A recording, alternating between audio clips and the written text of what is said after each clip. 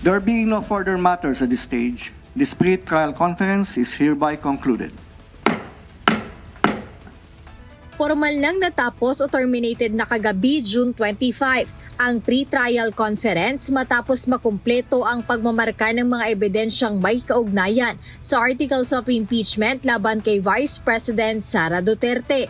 Gayunpaman, bigong mabuksan o mamarkahan ang kahon mula sa Bureau of Internal Revenue o BIR na naglalaman ng tax records ni VP Duterte at asawa nitong si Atty. Manasseh Carpio. Paliwanag ni Lead Public Prosecutor at Batangas 2nd District Representative Jervy Luistro na isa na ng prosecution na mabuksan ito upang malaman kung anong eksaktong impormasyon ang laman ng nasabing kahon.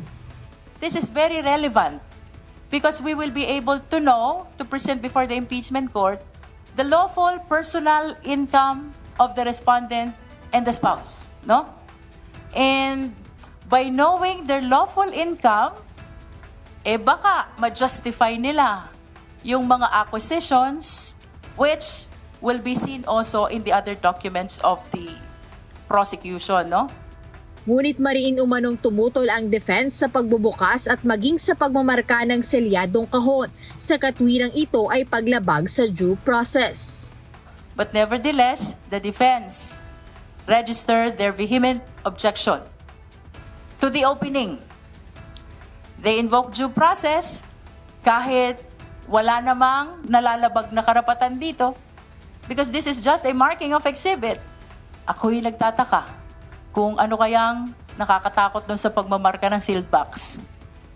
Selyado nga. Ang pinamamarkahan ng prosecution because they do not want to open the box.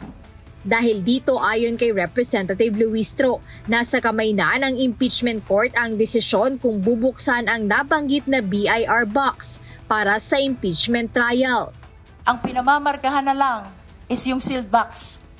So that we will just be submitting to the impeachment court the issue of whether to open or not the BIR box.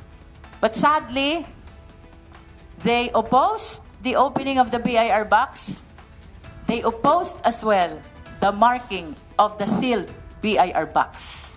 Para sa prosecutors, mahalagang malaman ang nilalaman ng nasabing kahon dahil maaari umanong may impormasyon sa loob nito na may kaugnayan sa mga aligasyon sa impeachment kabilang ang hindi maipaliwanag na yaman ni VP Duterte. Jed Neresina, UNTV News and Rescue. Diyos ang aming sandigan, serbisyo publiko ang aming pinahahalagahan.